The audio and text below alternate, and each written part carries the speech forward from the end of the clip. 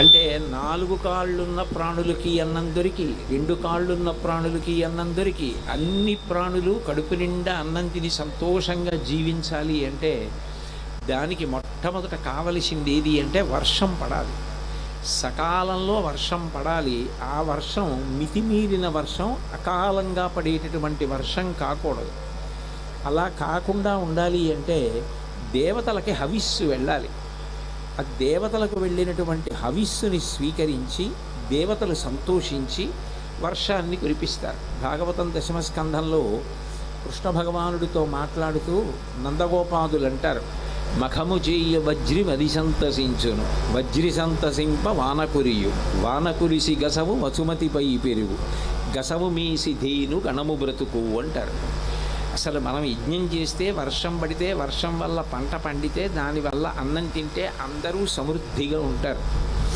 అటువంటి యజ్ఞాన్ని నిర్వహించడం ప్రధానంగా ఎవరో ఒక్కరి కోసం కాదు, ఎవరో ఒకరు అభ్యున్నతి పొందడానికి కాదు. ప్రభుత్వాలు ఈ కార్యక్రమాలు చేసినప్పుడు అందరి యొక్క యోగక్షేమాలని దృష్టిలో పెట్టుకుని చేస్తారు. ఇప్పుడు ఏ నాబోటిగాడో ఒక యజ్ఞం చేశాడు అనుకోండి, అందులో ఏదో స్వార్థం ఉండొచ్చు, నాకు సంబంధించి తీరని అవసరం ఏదో ఉండొచ్చు, ఆ అవసరం తీర్చుకోవడానికి నేను యజ్ఞం చేయొచ్చు. అట్లాగా ఉంటుంది లోకంలో. ఎందుకనంటే శ్రీరామాయణాన్ని పరిశీలిస్తే శ్రీరామాయణం బాలకాండలో ఇష్టింతేహం కరిష్యామి పుత్రీయాం పుత్రకారణాత్ అధర్వ సరసి ప్రోక్తై మంత్రై సిద్ధాం విధానత అంటాడు ఋష్యశృంగుడు. ఇప్పటి వరకు దశరథ మహారాజా నీకు సంతానం కలగకుండా ఉండడానికి అడ్డొస్తున్న పాపాన్ని తొలగించడానికి అశ్వమేధయాగం చేశాను. ఇప్పుడు ఈ అశ్వమేధయాగం వల్ల నీకున్నటువంటి పాపం పోయింది. ఇప్పుడు నీకు సంతానం కలగాలి. సంతానం కలగాలి అంటే దానికి సంబంధించినటువంటి పుత్రకామేష్టి అన్న యజ్ఞాన్ని చేస్తాను. ఆ యజ్ఞం చేసినప్పుడు దేవతలు వచ్చి ఆ హవిస్సులు తీసుకుని సంతోషించి నీకు సంతానం కలిగేటట్టుగా అనుగ్రహిస్తారు. అంటే దశరథుడు తనకు సంబంధించినటువంటి ఒక ఈప్సితాన్ని తీర్చుకోవడం కోసం అటువంటి కార్యక్రమాన్ని నిర్వహించాడు. అశ్వమేధాన్ని పుత్రకామేష్టిని నిర్వర్తించాడు. అంటే యజ్ఞం చేసేటప్పుడు తీరనటువంటి అవసరం, ప్రధానమైనటువంటి అవసరం తీరకుండా అడ్డొస్తున్నటువంటి పాపాన్ని తొలగించుకోవడానికి యజ్ఞం సాధనం. అట్లాగే యజ్ఞం లోక కళ్యాణానికి సాధనం. అందరూ సుభిక్షంగా ఉండాలి, అందరూ ప్రశాంతంగా ఉండాలి, అందరూ సంతోషంగా ఉండాలి అంటే దానికి యజ్ఞం చేస్తారు. చేస్తే లోక కళ్యాణం జరుగుతుంది. అది ఒక వ్యక్తి యొక్క కోరిక కొరకు చేసేటటువంటి యజ్ఞం కాదు.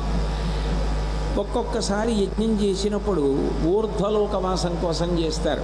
నాకు ఈ పుణ్యం ఏ స్వర్గలోక ప్రాప్తి కొరకు ఉపయోగపడాలి అని. మీరు అందుకే పురాణాలు పరిశీలిస్తే ఒక మాట కనపడుతుంది, 100 యజ్ఞములు చేసిన వ్యక్తి దేవేంద్ర పదవిలో కూర్చుంటాడు అని. అంటే దేవేంద్ర పదవిలో కూర్చోవాలి అంటే 100 యజ్ఞములు చేయడం కారణం.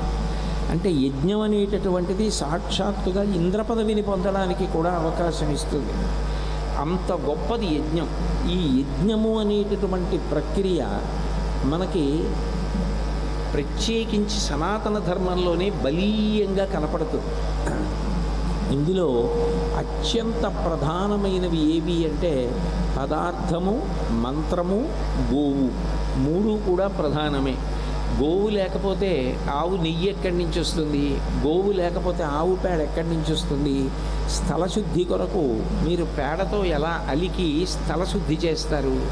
అసలు ఆవు లేకపోతే, నెయ్యి రాకపోతే యజ్ఞం చేసే అవకాశం ఎక్కడుంది? యజ్ఞం చేయాలి అని కోరుకుని నిర్వర్తించడం చాలా చాలా గొప్ప విశేషం. ఇందులో మీరు పరిశీలిస్తే ఆ ఆహ్వాన పత్రిక మీద ఒక శ్లోకాన్ని ముద్రణ చేశారు.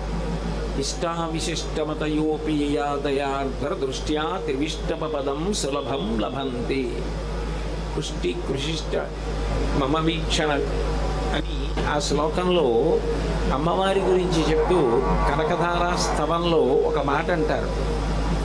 ఆ తల్లి ఏమి ఇవ్వగలదు అంటే ఆర్ద్ర. ఆమె మనసు ఎప్పుడూ కూడా చల్లగా ఉంటుంది. ఆవిడ కోపంతో ఉండే తల్లి కాదు, పరమ ప్రశాంతంగా పరమ మెత్తని మనసు కలిగి ఉంటుంది. అట్లా కలిగి ఉన్న కారణం చేతనే వాత్సల్య స్వరూపిణి అయింది.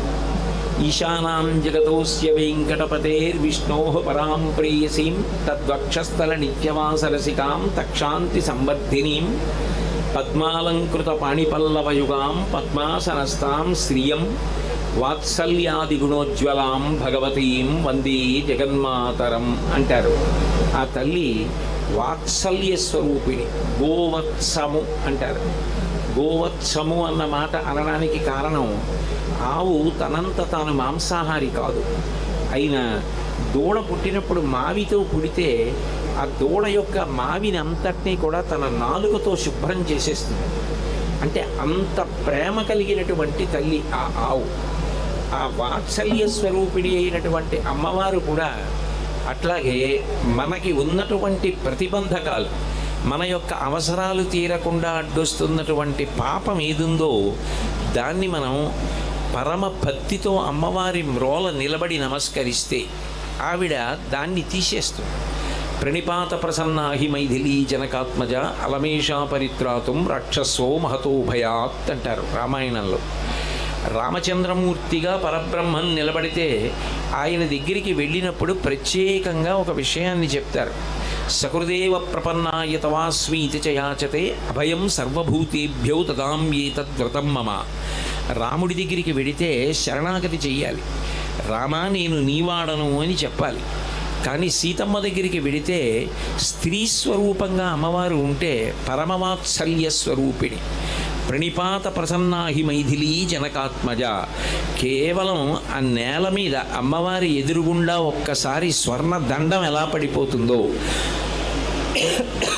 చేతిలో పట్టుకున్న కర్ర చేతి పట్టు జారి